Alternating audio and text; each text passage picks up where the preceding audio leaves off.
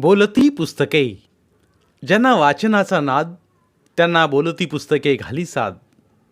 आमचं channel subscribe करा आणि सबस्क्राईब करायला इतरांनाही सांगा.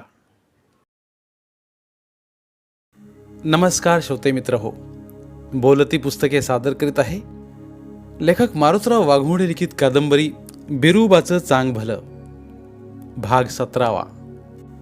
कवा नव्हती एवढी औंधा बिरुबाची जत्रा लई मांदूळ भरली होती.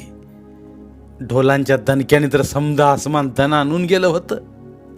त्यातच बोला बिरुबाचा चांग भलं असा देवाच्या नावाचा एकसारखा गजर माणसांच्या त्या तुंबाळ गर्दीतून पुन्हा पुन्हा उचंबाळून वर येत होता आणि त्या आवाजानं समद वातावरण पुरतं भारावून गेलं होतं. नारोळ्यांच्या तोरणाने सजलेल्या देवळामोर जानकू भगत, भला दांडगा गोपदार चावरी हासूड खांद्यावर टाकून मोठ्याने आरुळ्या ठोकीत होता आणि दात खाऊन आ हा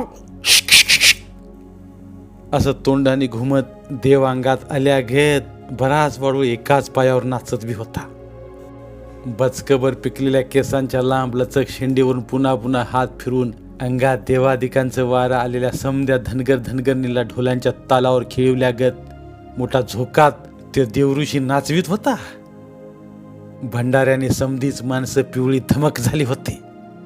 त्या रिंगणात कुणाच्या अंगात देवाचं वारं घुमतं तर कुणी नुसतं दारूची निशा चढल्या गत झिंगून माकडा गत उड्या मारतय तेच कळायला राजी नव्हतं. अशातली गत झाली होती.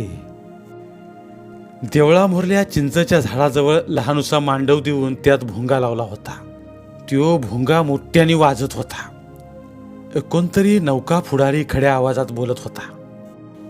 या बिरुदेवाच्या जत्रेसाठी सर्व भाविक भक्तांना नम्र विनंती की देवाच्या देवळाच्या नवीन विस्तारित बांधकामासाठी प्रत्येकानं सरळ हातानं देणगी द्यावी.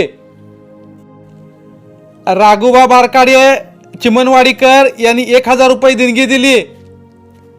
झिंजवाडीचं रामा नागोजी झिंजे 1100 रुपये.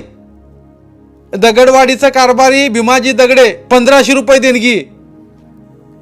तो गडी असं मोठ्याने पुकारित होता आणि भोळं भाबडं भगत मोकळ्या मनाने देणग्या देत होतं.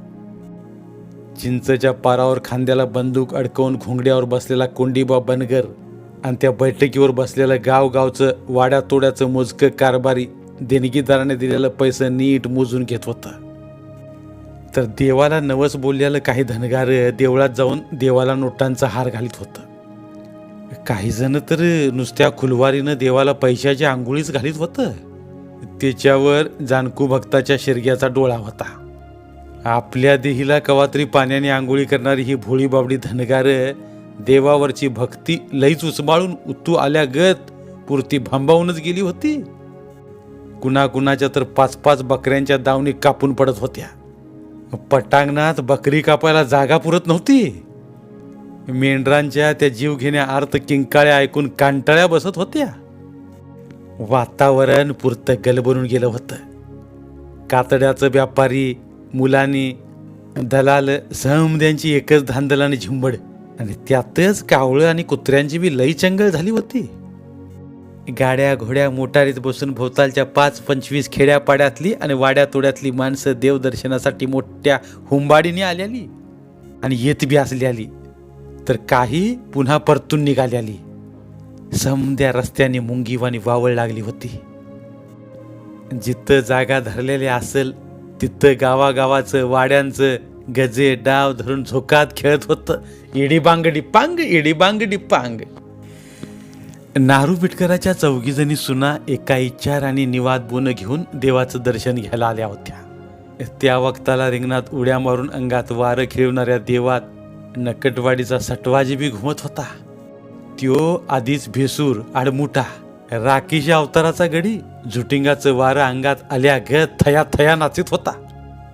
त्याच्याकडे बघून द्रुपदीला भारी चीड आली.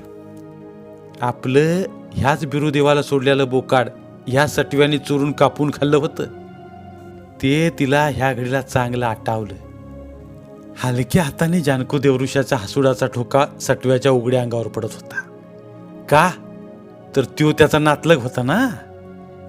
द्रुपदीच्या ही गोष्ट ध्यानात यायला उशीर लागला नाही.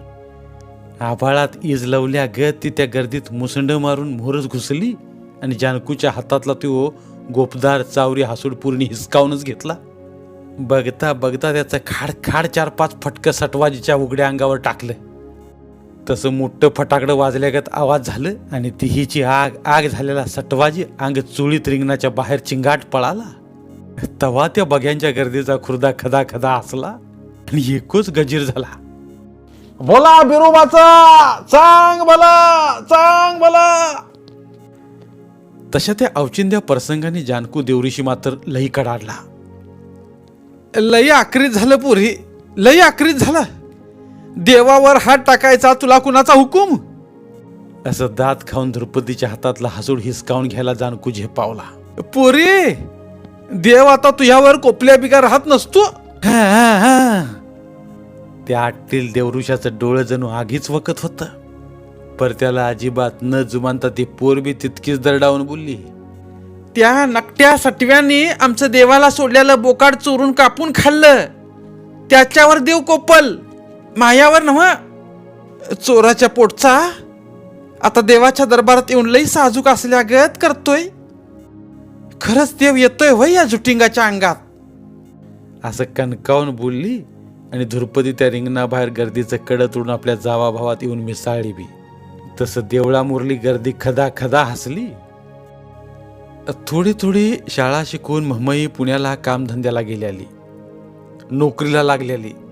भोवतालच्या वाड्यात तोड्यातली धनगरांची तरणी ताट पोरं बिरोबाच्या जत्रांसाठी गावाकडे आलेली. ती सुटाबुटात रुबाबात मिरवत आरवत होती. आपल्या जातीचं दुःखद जीनं बघून लई कासाहीच होत होती.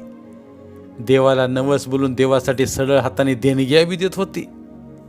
घरातून वैतागून गेलेली काही पोरं आता लई भारी मोठ्ठानलं शेटजी झाल्या गत आपल्या स्वतःच्या मोटारीत बसून मिरवत होती आणि त्यांच्या करामतीचं अवघ्या जातीला लई कौतुक वाटीत होतं आणि ऊर अभिमानानं भरून बी येत होतं. धुळूबा कोळकर आणि दादूबा हुलग्याच्या संघटनांचं भोंग वाजत होतं. त्या टेजाभोवताली गर्दी होत होती. यशवंत सेनेचं बापूसाहेब कोकरे येणार म्हणून समधी वाट बघत होती.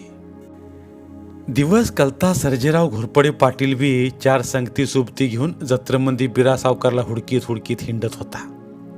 पर बिराची म्हातारी तरवण्यावर आली होती.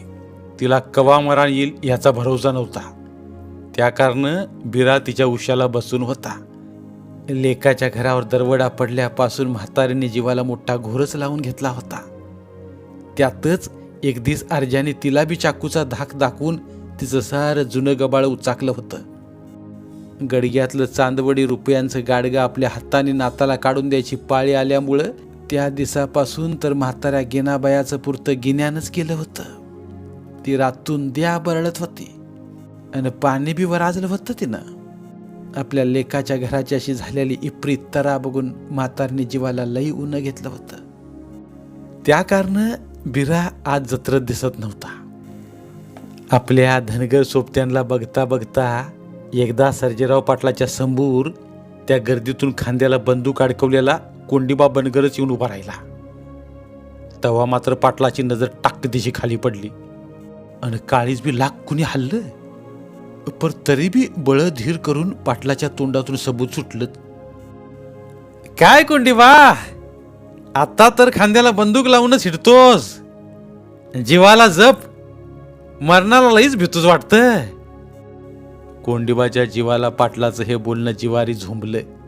तेव्हा त्यो बी ताव धरून म्हणला, रानावनात उघड्या मैदानात रातून वावरणाऱ्या ढाण्या वाघाला मरणाची फिकीर नसती पाटला. पर तुझ्यासारख्या धोकेबाज कपटी कारस्थानी माणसांपासून गाय गरिबांना वाचवायसाठी ही असली हत्यारं संगती पाळायची वेळ आली. आता तू जपून बोलत जा आणि जपून वागत राहा. तुला वाटतं काय रे मी काय कपटी कारस्थानं करतो, गावगुंडांची राजकारण करतो ते कुणालाच कळत नाही. पर तू सार डावप्याच आणि खतखोडी ह्या कोंडीवाला माहीत आहेत समजा. अरे बिराच्या घरावर चोरांना दरवाडा घालायला लावणारा महाचोर कंचा, हा नारबाच्या कडब्याच्या गंजी जाळायला, मिरच्या उपटून टाकायला सित्यानं अर्जागडी कसं धजावलं. कुणाचा गुरु मथुर? सार सार मी जाणून आहे पाटील. तुझ्या अकलीने चलून बिराच्या घराचा पार इस्कोट होऊन बसला. समदा खेळ खंडोबा झाला बघ. खोट लई दिस चलत नसत आणि तिचा मार्ग अखेरला गर्दाडाकडेच जातो. दुसऱ्याचं वाईट केल्याने अथवा वाईट चितल्याने कुणाचं चांगलं होत नसतं मर्दा. बरं तुला नेमकं काय म्हणायचंय? पाटील कोंडीबावर डाफारला. मला नेमकं असं म्हणायचंय की तुझ्या संगतीत बिराचं पार वाटुळ झालं आणि तुव बी तुझ्या वाईट चालीरीतीने आता गाडगाडलंय. मळ्यात कुणी मोलकरी ना का सालकरी राही ना. जिकडं बघावं तिकडं काँग्रेसच काँग्रेस दिसतंय. आता घाली इर्जिक आणि मन एकटाच भलरी. लई दांडगी फेड आली तुला. भोळ्या बाबड्या गरीब बिचाऱ्या अडाणी धनगरांचं लई कष्ट घेतलं साजवर तू. आता नाही कोणी फसणार मर्दा तुला. कोंडीबानी बी पाटलाला खनकावून दमातच घेतलं. झालं ना मग तुझ्या मनाजोगं सार. धनगरा तुला म्हातारपणी लई मस्ती आली वाटतंय. ती माझ्या बिगार दुसरं कुणी नाही जिरवायचं. एवढं इजरू नकस. पाटील मिशीला पीळ भरीत खवळांडून गुराकला. अशी रातून द्या जरी खांद्याला बंदूक अडकावून हिंडलास तरी बंदूक तशीच राहील आणि जीव मात्र कवा निघून जाईल ते तुला बी कळायचं नाही धनगरा. लक्षात ठेव. तू माया समोरून हाल पाटला. आता उग मावं टाळकं खळू नकस. ह्या गाडीला देवाच्या जत्रमध्ये खेळ खंडोबा नगू म्हणून तुला जित्ता सोडतो आता. नाहीतर हितच गोळी घालून देवाला तुला बळी दिला असता बघ एका धनक्यात. कोंडीबाचं करडं बोल ऐकून आणि समजा रागरंग बघून पाटलाच्या संगती सोबत्याने पाटलाला मोहर वडला.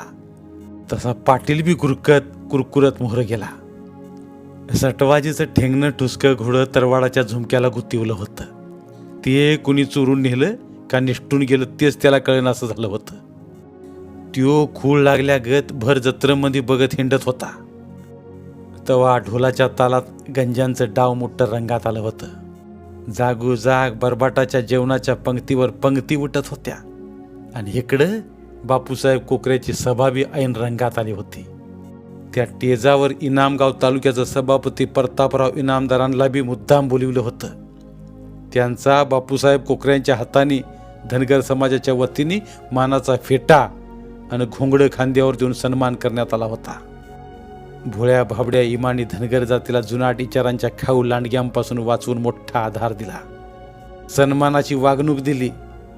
कोंडीबासारख्या तरबेज म्हाताऱ्या माणसाचा आदर आणि भक्तीची कदर करून धुरपतीसारख्या धाडशी चतुर अशा पुरीने वाघाच्या जबड्यातून म्हाताऱ्याचा जीव वाचवला म्हणून तिची आणि तिला साथ देणाऱ्या समद्याच हिम्मतबाज मर्दांची इनाम गावात जंगी मिरवणूक काढल्यामुळं तसंच आता धनगरांच्या वाड्या वस्त्यावर विकासाची कामं सुरू केल्याबद्दल प्रतापरावांचं लय गुणगान आणि कोड कौतुक झालं. त्या कारण त्या नव्या दमाच्या पुढाऱ्याची मान ताठ होऊन छाती बी लई रुंदावली होती. जो आमच्या धनगर लोकांचं सुखदुःख समजावून घेऊन आम्हाला साथ सोबत देईल त्याच्याबरोबर आम्ही कायम राहू. त्यालाच नेता म्हणून संघटनेचं पाठबळ देऊ. आम्हाला आता सत्तेत सहभाग पाहिजे. त्या बिगर आमचा शैक्षणिक, सामाजिक, राजकीय आणि आर्थिक विकास होणारच नाही. असं भाषण पुण्याहून आलेल्या सदू बनगरांनी केलं. ते ऐकून लोकांनी लई वाढून टाळ्या वाजवल्या. अशीच बऱ्याच जणांची भाषणं झाली. द्रुपदीला बी भाषण करायला लावलं. तेव्हा ती बी लाजत बुजत का होईना पर जराशी ठासूनच बोलली. आपल्या धनगर जातीची संघटना असणं जेवढं गरजेचं तितकंच ह्या जातीतलं नासकं कांद आणि आपल्या जातीला त्रास देणारी बांडगुळं आधी झोडपून पार बाजूला काढल्या बिगार जातीला सुख लागायचं नाही. बापूसाहेब आणि प्रतापराव दादांसारखी मोठ्या मनाची माणसं नसल्यावर आपल्या ह्या भोळ्या भाबड्या जातीला आधार कुणाचा? ह्या दोघांच्या रूपाने आपल्याला देव माणसंच भेटलीत. त्यांनाच आपण समधीजण लई औक मागूत. त्यांच्या हातानेच आपलं समद्यांचं भलं होणार आहे. द्रुपदीचं बोल समद्याने झिरून लई टाळ्या वाजवल्या. प्रतापराव दादाचं भाषण समद्यांच्या शेवटी होणार होतं. बापूसाहेब कोकरे बोलायला उठल्यावर समद्याने टाळ्यांचा गजर करून लई उड्या मारल्या आणि बापूसाहेब कोकरे जिंदाबाद, यशवंत सेना जिंदाबाद अशा घोषणा बऱ्याच वाढवून दिल्या. प्रतापराव दादांचा बी जे जे कार केला लई जोसात. त्या वक्ताला त्या गगनभेदी आरोळ्याने समद वातावरण पुरतं भारावून गेलं होतं. बापूसाहेब कोकऱ्यांचं भाषण ऐकायला लई लोक लई तरमाळल्या गत लई तुंबाळ गर्दी झाली होती. त्या दिवशी त्यांचं तसलं रगील रांगडं खुबीदार धनगरी बोलणं जणू ढोल वाजल्यागत समद्यांच्या हृदयात घमाटून घुमलं. त्या तरण्या बांड गड्याची ती हुसाळती तडप आणि शब्दातली तळमळती झलक जणू जादूची कांडी फिरवल्यागत भोळ्या भाबड्या अडाणी माणसांच्या मनामनावर मोठी करामतच करून गेली आणि प्रत्येकाच्या हृदयात एकाएकी दांडगा उजेड पडला. भोळ्या जातीची सारी जटिल कोडी दुखणी भानी करणी बाधा समद भडाभडा बोलून त्या भानगडींवर जालीम तोडगा सांगणारा एवढा आट्टील देवऋषी आजवर कुणीच बघितला नव्हता. त्याच्या अंगात आल्यालाही असलं चळवळीचं नवं वारं बी लईच न्यार आणि भलतंच खरताड होतं. त्या वाऱ्याने समद्यांच्या भावना उचकाटून उचबळून घटकीतच एक जागी जुळून आणल्या होत्या. त्या कारण ह्यो बापू कोकरा म्हणजे कोण माणूस कानूस नसून बिरुबाचाच देवदूतच असल्यागत पुरता भास होत होता. त्याच्या शब्दांनी मत्तूर टाकल्यागत समधीच माणसं भारावून घटकीतच झपाटली गेली होती आणि लई जणांच्या अंगात चळवळीचं नवं वारं चक्रीवादळागत घुसलं होतं आणि त्या कारण बरंच गडी मनातल्या मनात घुमू लागलं होतं. प्रतापराव इनामदारांनी बी बापू कोकऱ्यांच्या भाषणातलं मर्म जाणून घेतलं आणि आपलं बी मन मोकळं मनोगत समद्यांच्या मोहर दिल खुलास मांडून साऱ्यांच्या हृदयात पक्क घर केलं.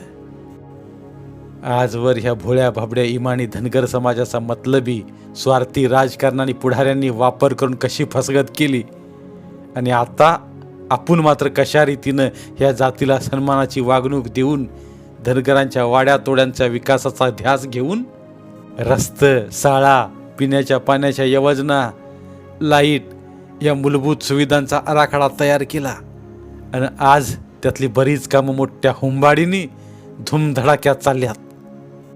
काही नुकतीच रेगा रूपाला लागल्यात. या गोष्टींचा खुलासा करून प्रतापरावाने बिरवाडीच्या शिवारात मोठं दांडगं तळ होणार असल्याची खात्री दिली आणि त्या दिवसापासून धनगर लईचे काळी खडबडून जागी झाली. माळावरच्या दगडात हुंड्यात सुद्धा नवी चेतना आल्या गत भास झाला. उगावलेला प्रत्येक दिवस नव्या नवलाईचा वाटू लागला. कुंडीबासारख्या जुन्या जाणत्या शहाण्या सुरत्या कारभाऱ्यांच्या सल्ल्या मसलतीने प्रतापरावाच्या दमदार कर्तुकीतून उमालत्या इकासाचं नवं वारं धनगरांच्या वाड्या वस्त्यावर गजन नाचू लागलं, ओव्या गाऊ लागलं आणि बघता बघता त्याने आता नव्या हुंबाडीने चांगला जोर धरला. धुळूबा कोळकर आणि दादूबा हुलग्यांसारखं नव्याने झळकायला लागलेल्या धनगरांचं बरंच नवाट पुढारी प्रतापरावाने हाताला धरून कामाला लावलं.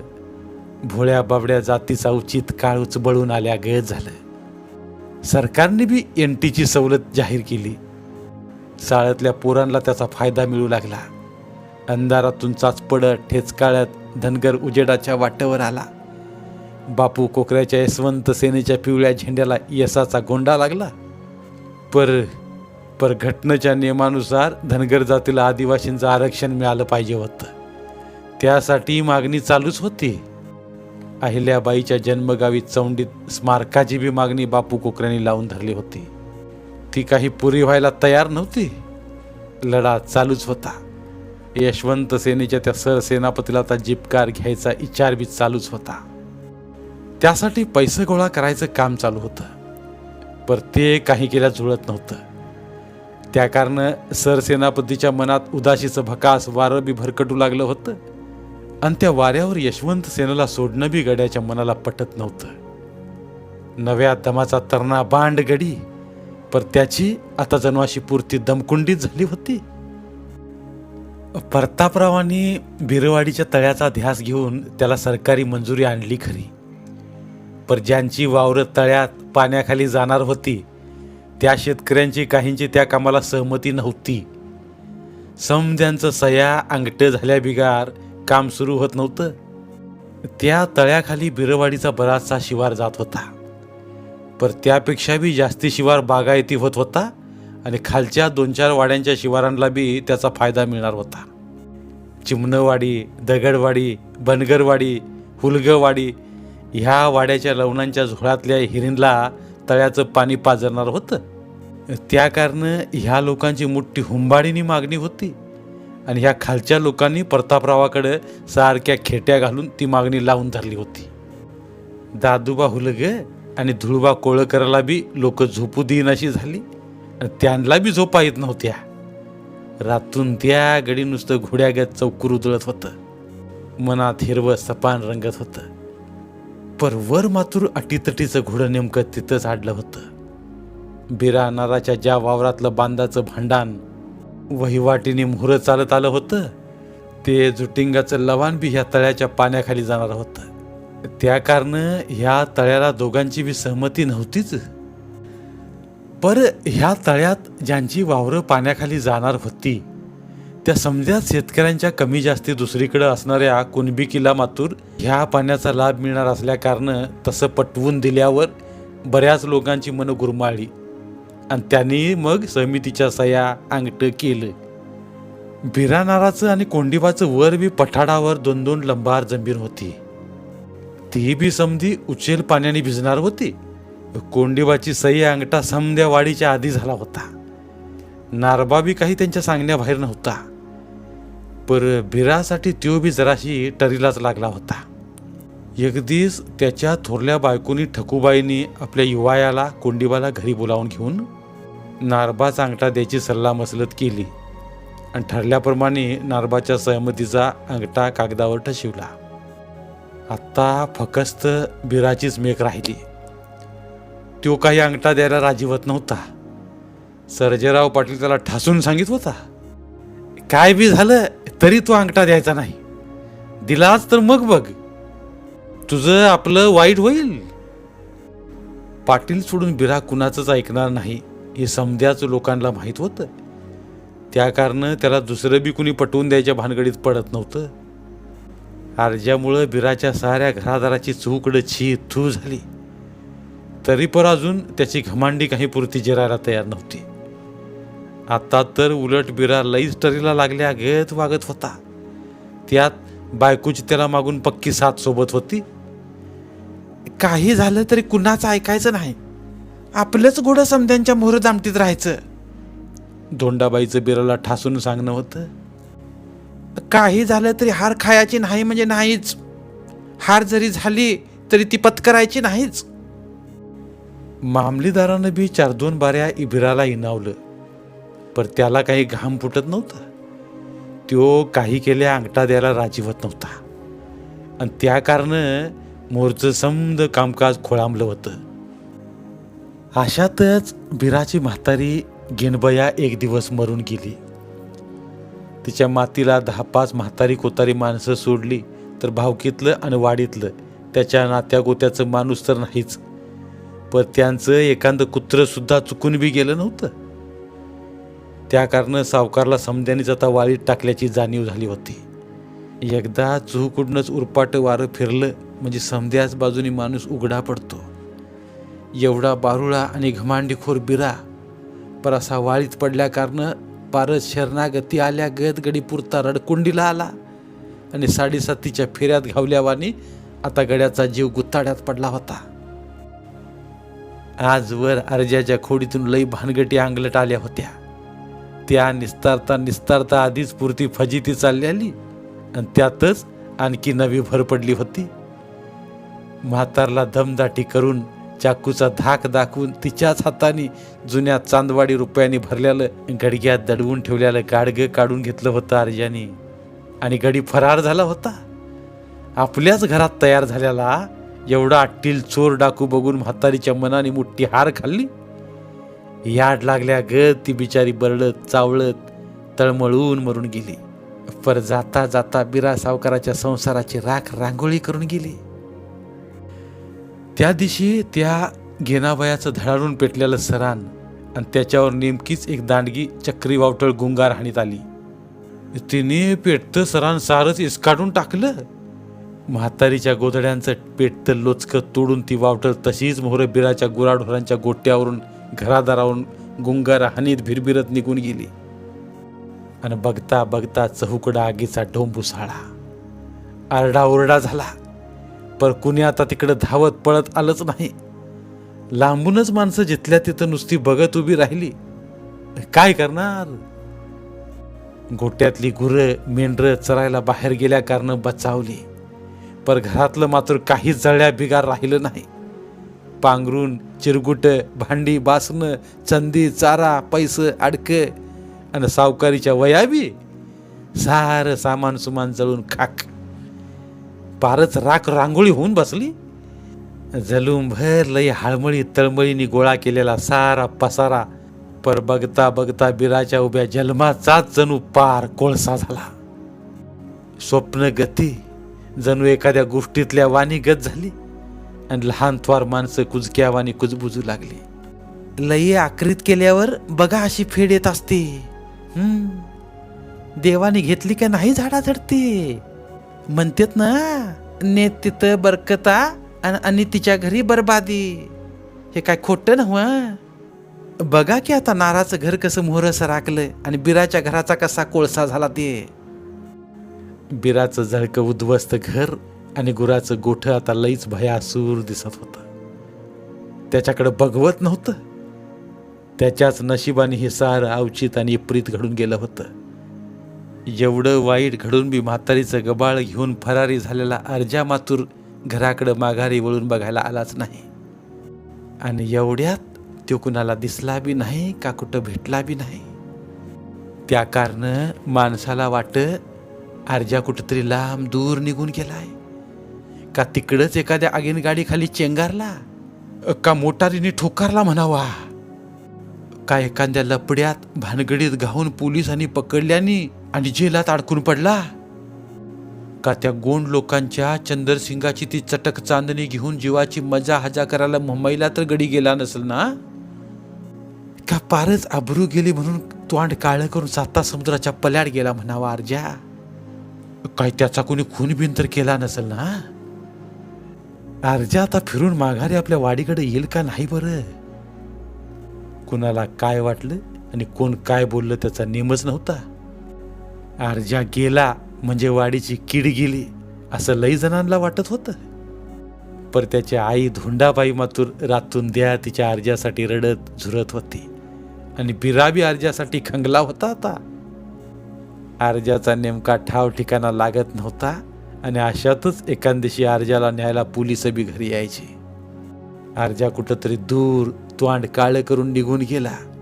पर तो लांब जाऊन बी त्याच्या नुसत्या विचारांनी सुद्धा लई जणांची डुसकी भुंग्यागत पोकरून पोकरून त्यांचं पारच पीठ पाडलं होतं. धन्यवाद. उर्वरित कादंबरी पुढील भागात. मराठीतील प्रतिभावंत लेखकांचं साहित्य, कथा, कादंबऱ्या ऐकण्यासाठी आमचं बोलती पुस्तके हे चॅनल सबस्क्राईब करा आणि मराठी साहित्याचा प्रसार करण्यासाठी प्रत्येक मराठी माणसाला सबस्क्राईब करण्यासाठी आवाहन करा आणि बोलती पुस्तके या साहित्य चळवळीत सहभागी व्हा. आपले पुन्हा एकदा धन्यवाद.